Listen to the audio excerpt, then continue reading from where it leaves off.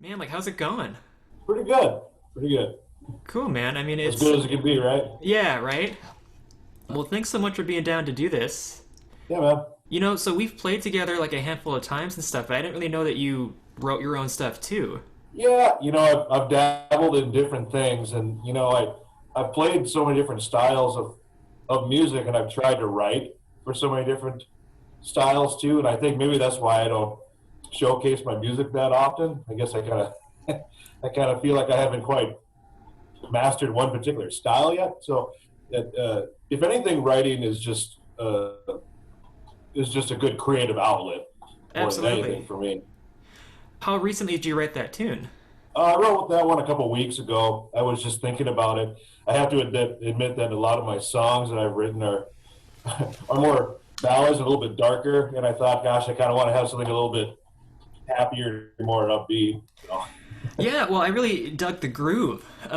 Just immediately starting with that drum intro and stuff. I mean, I kind of got like we've talked about Schofield and stuff, and that was kind of the thing that kind of entered my mind immediately. But Yeah, I really like utilizing the drummer a lot, if possible. And I don't know if that's just because I always wanted to be a drummer, you know. But I really like tunes that are driven hard by a drummer, and so yeah, hence the quantities of drums that were absolutely, moving yeah. around. Well, I know that you play trombone, you sing, you play bass guitar. In the video, you were comping for Eric's solo. Yeah. So, I mean, that's at least four instruments. Have I missed anything, or? Well, those are the instruments I'd be willing to play in front of people, I guess. You know. Very cool. Well, how did you get into music? Like, did you get into it at a young age, or?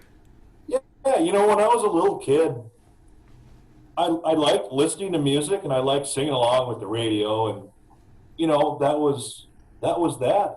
And I was really excited when I was in fifth grade about playing an instrument. I mean, it was really exciting, you know, when the band director came and said, you know, what do you want to play? You know, and I said, I want to play saxophone. And she said, yeah, so does every other kid. So that didn't work out. And then I said I wanted to play drums, and mom said, nah, I don't think so. And then I think she asked the band director, well, what do you need? And she said, I need trombone players. And a trombone showed up in my possession. And I wasn't totally excited about it to start, but very quickly as I started playing on it, I got very excited about it. Were any of your parents or anyone in your family musical, or were you kind of the only one? You know, it's interesting. You know, this probably plays into being adopted. You know, you don't. You know, it's just one of those weird deals. But my mom, she sang and she played an instrument when she was in high school, but I don't. You know, she didn't really do any of that outside of it. You know, outside of singing in a church choir. You know, um, I just think music was something that it was just something that always interested me, and it was always kind of inside of me.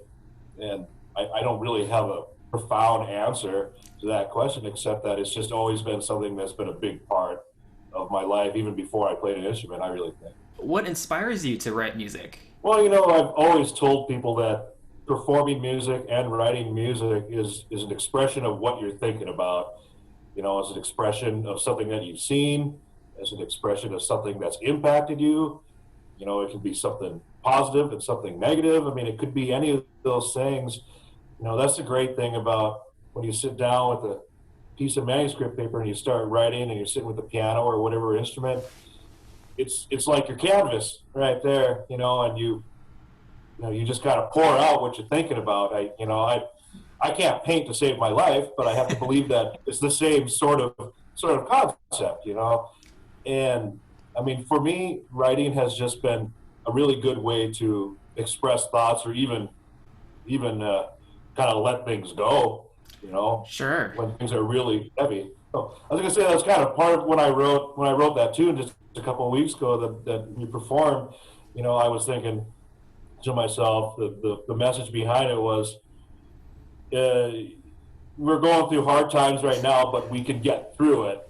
If we try, we just got to stay positive about it. I mean, as positive as we can. And you Yeah. know, I feel like that's what I was painting. The song might be in a minor key because I'm like, yeah, this COVID thing isn't all that great, but like the groove is like, yeah, yeah, keep moving. You'll be okay. Yeah. It's hard sometimes, but we need kind of the reminders like that. So since, we kind of listed out those instruments that you will perform on, how did that tune start? Did you write it on the keyboard first, or did you have a melody on trombone? I wrote the changes first, and I had the groove in my head, and it was kind of funny. I think I thought about the groove a little bit after I was driving around, and I heard "Pick Up the Pieces" on the radio, and I was like, oh yeah, I've always liked that groove, and so I kind of felt that feel and that groove in my head when I sat down to write it. Uh, yeah, and that's just kind of how it kept going from there. I wrote the melody after. I actually wrote two different versions of it, and then picked the one I liked better. How long would you say that it took to get the tune from in your head out to, okay, it's finished and I can hand it out to people to play? I think I wrote the tune. I just sat down and wrote it once I had everything kind of collected in my mind. I had sat down and figured out the changes first, but it took me about 2 hours to write it. Man, I love it when that happens because that compared Yeah, to it taking weeks, months, or even years is like way more painful. absolutely. Yeah. So, Chris, where did you grow up? Well, grew up in a number of towns. I consider Minot, North Dakota, as my hometown because that's where I went to middle school and high school. And so I kind of feel like I grew into the adult that I am, or was on my way to becoming an adult, living in Minot. So that's what I consider it. But we lived in a number of small towns in North Dakota prior to that. We lived in Hmm. Botno and Langdon before that. So we kind of moved around a little bit. You were born in South Korea, correct? That's correct. How Yeah, I long was born in Incheon, South Korea. how long did you live in Korea before you were adopted? 6 months. Okay, same, yeah.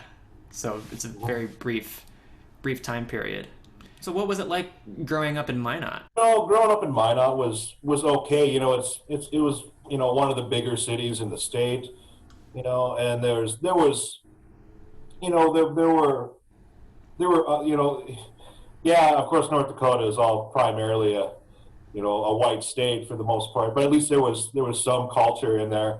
As there was some other heritages out there, but it Minot was okay, and Minot has changed a lot. When I lived there, it felt like a big small town, whereas oil has really changed that town a lot. Growing up, did you feel that your adoption was an open conversation that you could have either with your friends or your parents? Or was it something that maybe you felt like, I don't really want to talk about this today? That's an interesting question because I think that the ability to visit, especially with my parents, about the whole adoption thing was certainly always on the table. It wasn't something that they ever pushed, but and it wasn't that I felt uncomfortable about trying to talk about it, but I didn't really know what there was to talk about, I guess. Sure. I guess when you're adopted at such a young age and you're raised by your adopted mother and father, I mean, they're just mom and dad. Mm-hmm. And I don't know what it was that really didn't, it just didn't cause me to really bring up the conversation. And with my friends, I mean, as I said, we moved around a little bit, so I was always meeting new people as we moved around. But each time they would ask, especially in the younger years, hey, your parents don't look like you.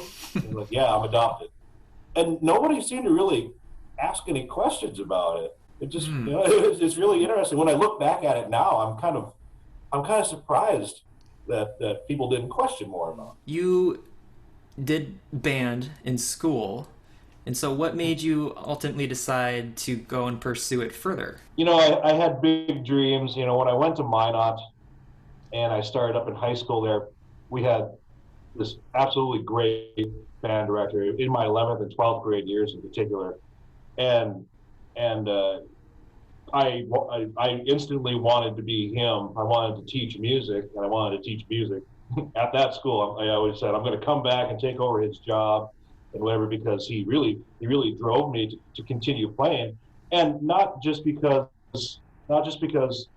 he was encouraging me to be better and practice and do the things that it took, but because I think he encouraged the idea of the love of music in the first place. Love what you're doing too. I mean, said this is something that you should find joy in.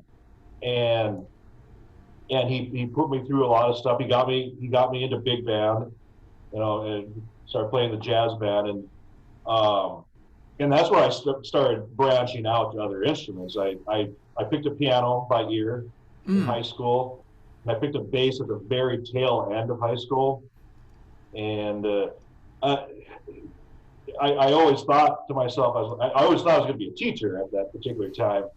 Uh, and then when the opportunity came, when I met with an Army, actually I met with a Marine Corps recruiter first, but when ultimately when I started talking quite a bit to an Army recruiter, they talked about Army bands. An Army band came to Minot and played, and I was like, oh, that's really cool. And and that's just the direction it ended up going. I knew that going into the military would be a good way to get college money, and I knew that it would be a good way to get some playing experience, and it kind of went from there. That had a pretty big influence and impact on just your life from doing that, from my understanding, correct? Yeah, well, I think the opportunities and the people that I met, all the things that arose from those first 4 years in particular in the Army, were really really good for me. And it's because a lot of people in the military bands have actually gone to college first and have gone out and tried to teach or perform, and they decided I need something more steady, and they joined the military. Mm. So I got so many interesting viewpoints from people. The performers that were playing in the military, they said, "Oh yeah, this is a great opportunity." The teachers saying, "Yeah, I don't think I would ever go back to teaching because I get to play all the time." And then the best part of it though was that I got assigned to Fort Sam Houston, which was right in the middle of San Antonio, Texas. It's probably the best assignment you can get as a musician, I think, really. And I got so lucky to come right out of basic training and Mm. all my training to go to that place, and I got to submerge myself in so much great music in that city, and that was a real eye-opening thing, and such a great influence on me. How long were you in Texas? Those are 3.5 years. What made you kind of decide to come back to North Dakota then? I kind of wanted to be closer to my family Hmm. again, Mm-hmm. and I think that was what kind of played into it the most. I thought very hard about staying down there. I looked at going to school in Texas too. I mean, I applied to a number of schools and got into them too. But ultimately, I just wanted to go home for a little bit. And I thought to myself, getting to Fargo, I'm not in Minot, but I mean, I'm close enough to Minot.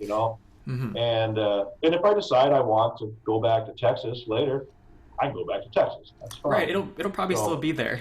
yeah, yes, it wasn't going anywhere. I don't think. While growing up and pursuing music, whether it be when you're in Minot or traveling, whether you're in Texas and being submerged in just this really rich music community, was it ever kind of on your mind where you'd like look around and maybe make inventory of like there really aren't a lot of people that really look like me doing this, or maybe that wasn't the case? I, you know, I during I'd say during the Texas time anyway, I was getting these opportunities to play. I mean, I was playing in some jazz groups. I was playing in some salsa groups, and because there's plenty of that, plenty of Latin music down there. I was playing in brass quintets, and I was even playing in a country band. That's where I finally played bass for real. For the first time, I was forced to play bass and really understand what I was doing. All that time I was like, this performance is awesome and everything, but it's still in my head. I was still thinking to myself, I'm going to be a teacher. Mm. And of course, everybody, people who end up teaching often, and unfortunately, often they end up stop. They don't play anymore because they don't have time to because of the demands of teaching. And I guess for whatever reason, I thought, well, this is good for me to know. All this is good music for me to hear. It's going to help me teach better later on and so forth. And so I wasn't really thinking so much about the whole idea of being a performer someday. To be real honest, I'm like, this is just really fun right now, Mm. and and it's interesting how how your viewpoints change as you go along. I know you from doing trombone stuff first, because you would sub with the when I was in college in the big band with me, and Yeah, then I right. don't like I wasn't even like legal or old enough to go to bars, so I didn't really know about Helena Handbasket until like maybe towards the end. Mhm. And I know that was a really big part of like your music life here. And then I know It that was. you played with, then we did some jazz nickel stuff, and we would kind of pick up some gigs here and there and stuff. So I mean, it's interesting how we kind of were able to intersect. And then you were um, director, right, of the jazz festival for a long time. Yeah, I did it for 25 years. If you can believe that. That's almost as long as I've been alive. So Yeah, that feels good. everyone's day to day life has really been kind of like upside down and rocky since the pandemic. What have you been doing to kind of keep yourself sane and still near music? Well, I mean, lucky for me, I mean, I have a full-time job working at a church, and I'm in charge of all the music.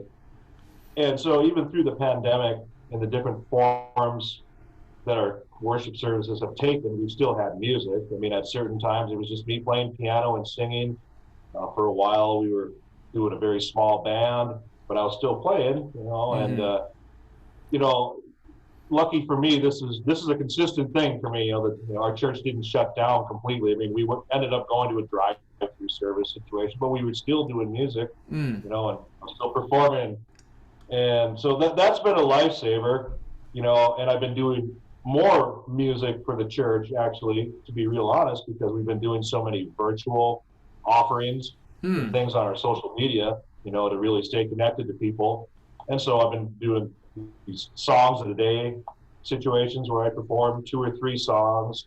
I've been doing I've been doing teaching lessons about hymns. I mean, a lot of things that Mm-hmm. very different than what I was used to before, as far as being my encompassing musical world.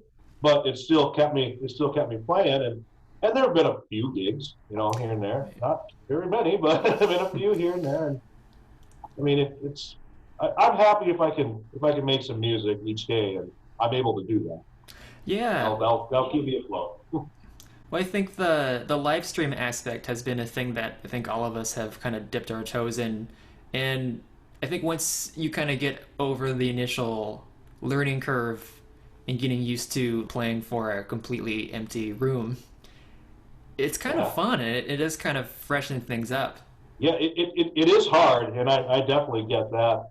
But it, I think what's so cool though about I think the best part of it is that you learn that the music is what can really move you the most. Sometimes we talk about, we're like, oh, we're playing at this place and there's 3 people here and we're just bummed out, and your playing reflects it. And you're like, oh, this is boring and blah blah blah.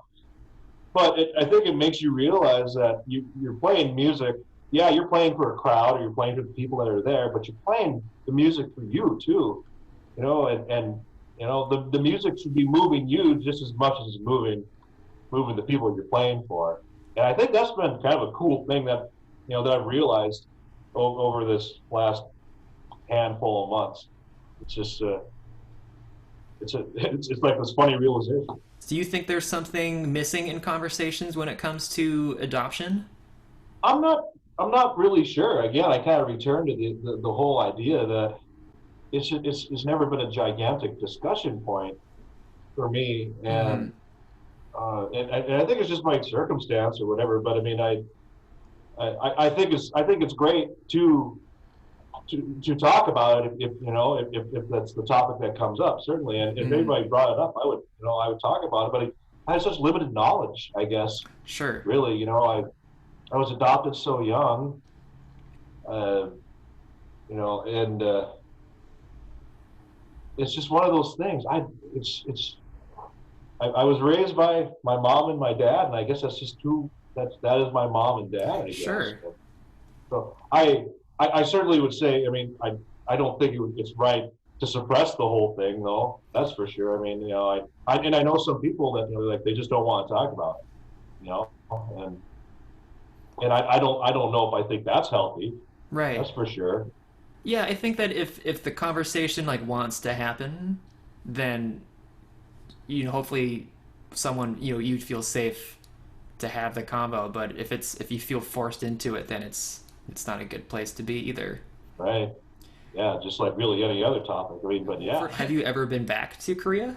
I had the opportunity really because when I was in the military, my last year on the active duty side, they were trying to get me to reenlist. And there are two United States Army bases. There's actually more than that, but there's two major ones over in South Korea, and there are two Army bands over there. And so people who go to Korea in the military, they serve a 1 year tour there. That's it. And so they were always constantly trying to churn people in and out of the units there, including the bands. And so what they used to do is they'd tell you, you re-enlist, you go to Korea for a year, do that, and then you can pick where you go after that. And so they had given me the opportunity and the offer on the table to go to Korea and then choose where I wanted to go. And I kind of said, no, I don't. I guess I don't really want to do that. And that's like been the one opportunity. I mean, I could have gone there for a year, and really learned a lot. And I look back at it a little bit now, and I kind of regret that I didn't go. I mean, it would have been an all expenses 1 year tour of South Korea, I guess. But yeah, I've never gone back, and I've thought about it a few times. But as you get older, like some of these hopes and dreams kind of take a back burner to regular life. Sure. Or pandemics. Musically, I guess, like whenever the world returns to a sense of normal, like what is next for you in terms of things that you want to do? I've been thinking a lot, especially throughout this pandemic. I realized that it would be nice to play my horn more, and as far as trombone goes, I mean, really the only trombone gig I really have these days is playing with the FM Kicks band, a full big band, which is great because I love a big band and I love that organization too. But it's the only chance I really have to play my horn outside of a sporadic gig here and there. And so a little part of me would really like to do more writing for trombone, and if anything, writing this song that I just wrote a couple of weeks ago was like that like relit the candle on the whole thing anyway. So I think that I would really like to play my horn more. That is something that's definitely hopefully in the future. And playing things that, I mean, I like playing straight ahead and I like playing jazz and all that stuff, but I mean, I wouldn't mind playing some things that are a little bit more modern. I think a really good experience was playing with your group last year. A lot of stuff that pulled me outside, and I was like, yeah, this is the stuff right here. I think I'm really interested in exploring that more. I really loved the tune, and I thought just like the players and stuff were cool. I mean, we're both friends with Eric, and it's great getting to hear him rip and play in that context and everything. I immediately thought like, oh man, they got to get a night somewhere. I want to hear more of well, not just the group, but I'm really interested in hearing like your music. Yeah, I'm interested in you hearing it. So, Chris, thank you so much for sitting down and taking the time to do this with me. Where can folks find your music? Or how can they get in touch with you? Most of my stuff I put out through Facebook. I've got a musicians page on there, so if you search out Christopher Hanson, Fargo musician, it'll pop up on Facebook. That's where I put most of my stuff. And I'm hoping to expand if I'm going to start doing a little bit more recording and playing my own stuff. I'm sure you will eventually be able to see it on YouTube and other social media platforms. All right, man. Take care. All right. Thanks a lot.